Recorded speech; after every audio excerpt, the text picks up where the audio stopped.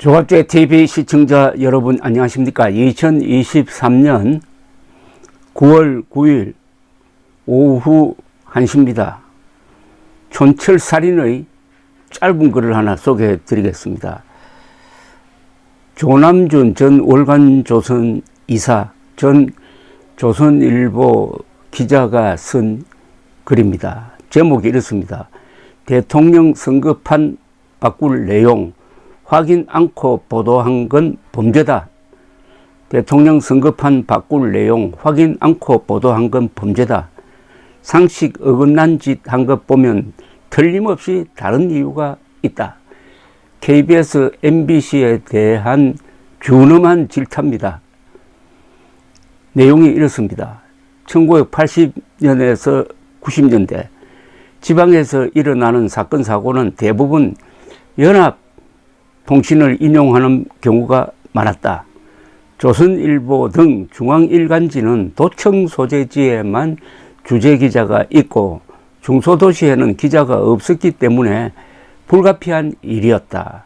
당시 지방뉴스 데스크를 맡고 있던 필자는 1단짜리 작은 기사라도 반드시 주재기자에게 확인을 해보라고 전달했다. 확인이 되지 않으면 기사를 출고하지 않았다. 비록 연합통신 로고를 달고 기사가 나가더라도 사실이 아닌 것으로 밝혀지면 인용 보도한 언론사도 최소한 법적 책임, 특히 민사 책임을 면할 수 없었기 때문이다. 이 때문에 개인이나 기업의 명예와 관련된 지방기사의 경우 조선일보는 소송 대상에서 빠진 때가 적지 않았다.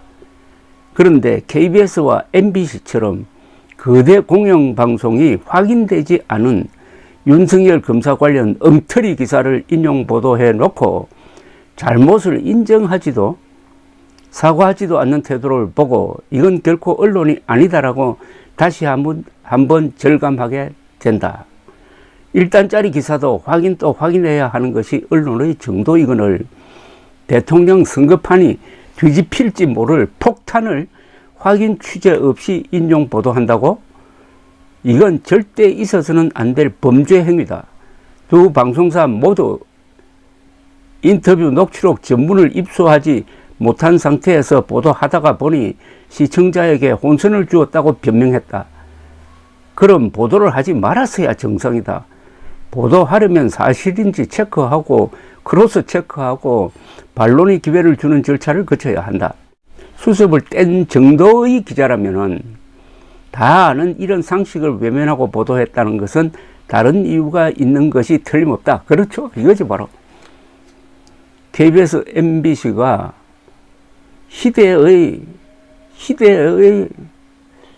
날조 보도를 해놓고 깨끗하게 사과하지 않고 그때 뉴스타파의 발표를 인용할 수밖에 없었다는 식으로 이야기했습니다. 왜 인용할 수밖에 없었어요? 인용하지 않아요. 그죠?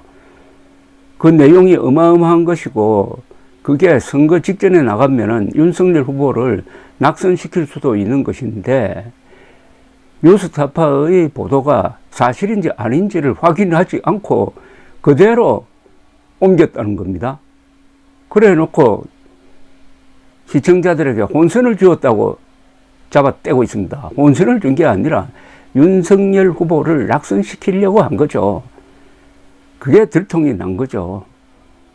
여기 조남준 이사가 이야기했습니다.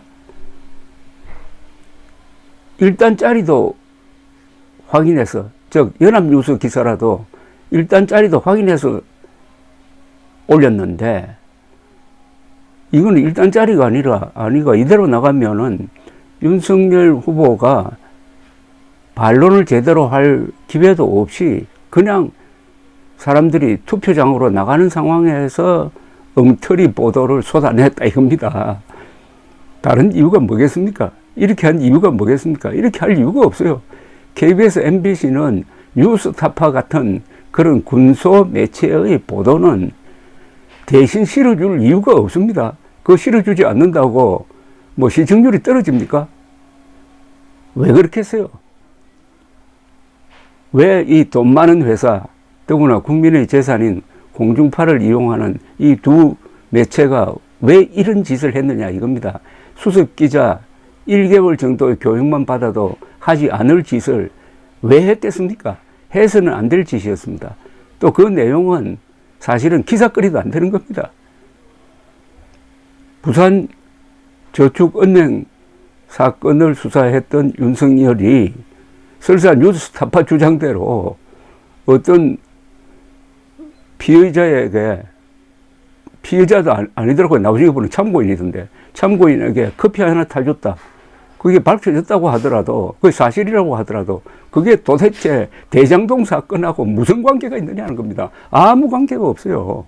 그게 사실이라도 아무 관계가 없는데, 사실이 아닌 것을, 뉴스타파가 조작한 것을 그냥 그대로 올려놓고 지금까지 사과 한마디 안 하고 있다가 이제 들통이 나니까 한다는 이야기가 혼선을 주어서 죄송합니다. 그럼 사람을 죽여놓고 가만히 있다가 나중에 살인 사실이 밝혀지니까 혼선을 주어서 죄송합니다. 이렇게 하면은 KBS, MBC가 이게 언론입니까? 그런데 KBS, MBC는 오늘도 내일도 계속해서 이런 루머를 퍼뜨리는 스피커 역할을 하게 될 겁니다. 가만 놔둬버리면은 이건 언론기관이 아닙니다. 여러분, KBS, MBC는 언론기관이 아닙니다. 이 선동기관입니다. 공중파가 선동기관이라는 것은 그 나라가 견딜 수 없는 상황입니다. 자유민주주의 체제에 대한 중요한 도전입니다. KBS, MBC가 선동이라는 것은 한 10개 사단의 적군이 대한민국 안에 있는 것하고 똑같습니다. 이건 무장해제 시켜야 됩니다. 무장해제는 방송 못하게 해야 합니다. 이거 가려내가지고 KBS, MBC의 지금 상황으로 봐서 스스로 가려내가지고 그 범법자들을 가려내가지고 응징하도록 맡겨놓기에는 힘이 붙입니다. 외부 힘이 들어가야 합니다. 이런 걸 하라고 검찰이 있고 경찰이 있고 방송통신위원회가 있는 겁니다. 최선의 선택은 문을 닫게 해야 됩니다.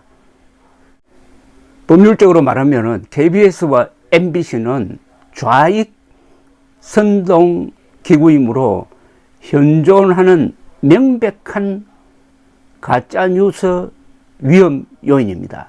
법률용어로 현존하고 명백한 위험에 대해서는 그에 대해서는 아주 최고도 수준의 제재가 들어가야 한다는 이야기입니다.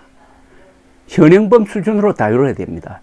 KBS, MBC는 현행범 수준의 선동 기구인데 이 선동의 목표가 대한민국의 자유민주주의 체제를 뒤집어 엎으려는 겁니다. 이들의 횡포를 이번에 정리하지 못한다면은 대한민국의 진실, 정의, 자유는 지켜낼 수가 없습니다. 체제 위협 요인 중에서 명백하고 위험한 요인이라는 것을 이번에 KBS, MBC가 스스로 고백하고 말았습니다. 국민, 국가 수준의 대응이 있어야 합니다. 감사합니다.